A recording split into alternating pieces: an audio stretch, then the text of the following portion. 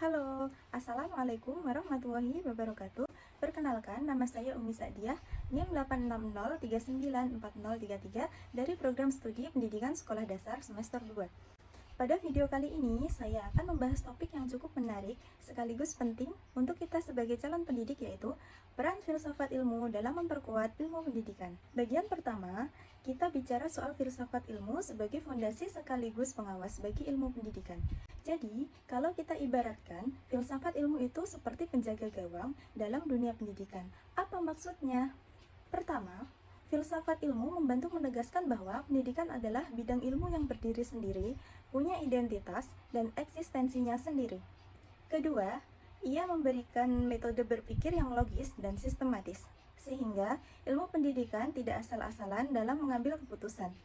Dan ketiga, filsafat ilmu berperan menjaga nilai-nilai moral dan kemanusiaan agar pendidikan tidak kehilangan arahnya. Tapi hubungannya tidak satu arah loh. Pendidikan bukan cuma penerima teori dari filsafat ilmu pendidikan, tetapi juga menjadi motor penggerak yang mendorong filsafat ilmu terus berkembang. Masalah-masalah nyata di ruang kelas seperti siswa yang sulit belajar, metode yang tidak efektif, justru mendorong lahirnya teori-teori baru yang lebih relevan dengan kondisi di lapangan. Masuk ke bagian yang kedua, di sini kita punya 3 pisau analisis yang jadi alat utama filsafat ilmu, yaitu ontologi, epistemologi, dan aksiologi. Ontologi menjawab pertanyaan, apa yang kita pelajari? Dalam konteks pendidikan, ontologi membantu kita memahami hakikat manusia, siapa sebenarnya siswa itu, dan apa yang menjadi objek dari ilmu pendidikan.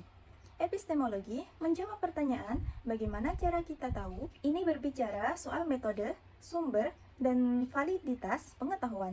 Dari mana ilmu pendidikan itu berasal? Bagaimana kita bisa memastikan bahwa suatu metode mengajar itu benar dan efektif?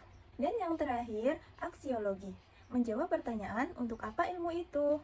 Ini menyentuh soal nilai, etika, dan manfaat dari ilmu pendidikan itu sendiri. Apakah ilmu yang kita ajarkan benar-benar berguna bagi kehidupan siswa? 3 pertanyaan besar ini, apa, bagaimana, dan untuk apa, jadi kompas yang mengarahkan seluruh praktik pendidikan kita. Nah, sekarang kita masuk ke bagian yang paling menarik, aplikasi nyata dari ketiga dimensi tadi dalam praktik pendidikan. Contoh pertama adalah kurikulum merdeka.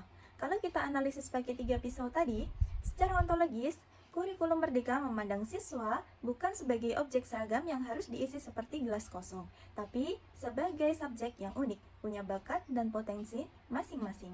Secara epistemologis, fokusnya bergeser ke inquiry learning atau pembelajaran berbasis eksplorasi kebenaran dicari bersama melalui proses, bukan sekedar dihafal dari buku. Dan secara aksiologis, ada profil pelajar Pancasila yang jadi muara dari semua nilai moral dan karakter yang ingin dibentuk dalam diri siswa.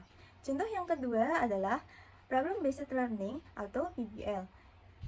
Misalnya, ketika siswa mempelajari siklus air, mereka tidak hanya menghafal definisinya, tapi meminta mencari solusi nyata untuk masalah banjir di lingkungan sekolah mereka.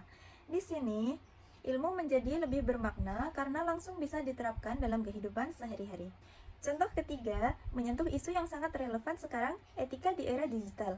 Penggunaan AI dan internet dalam mengerjakan tugas sekolah memunculkan pertanyaan aksiologis yang penting. Apakah teknologi ini justru menurunkan integritas akademik? Bagaimana menyeimbangkan efisiensi dengan kejujuran intelektual? Disinilah peran pendidikan yang sesungguhnya mengajarkan kebijaksanaan, bukan sekedar kecanggihan. Baik, kita sampai di bagian penutup. Ada sebuah kalimat yang saya rasa merangkum segalanya dengan sangat indah. Filsafat ilmu tanpa pendidikan akan lumpuh dalam teori. Pendidikan tanpa filsafat ilmu akan buta dalam praktik. Jadi, keduanya saling membutuhkan seperti 2 sisi mata uang yang tidak bisa dipisahkan. Dengan memahami hubungan ini, kita sebagai calon pendidik diharapkan bukan sekedar menjadi pengajar yang menyampaikan materi, tapi menjadi arsitek peradaban yang berpikir kritis, sistematis, dan bermoral. Semoga video ini bermanfaat. Terima kasih sudah menyimak sampai akhir. Wassalamualaikum warahmatullahi wabarakatuh.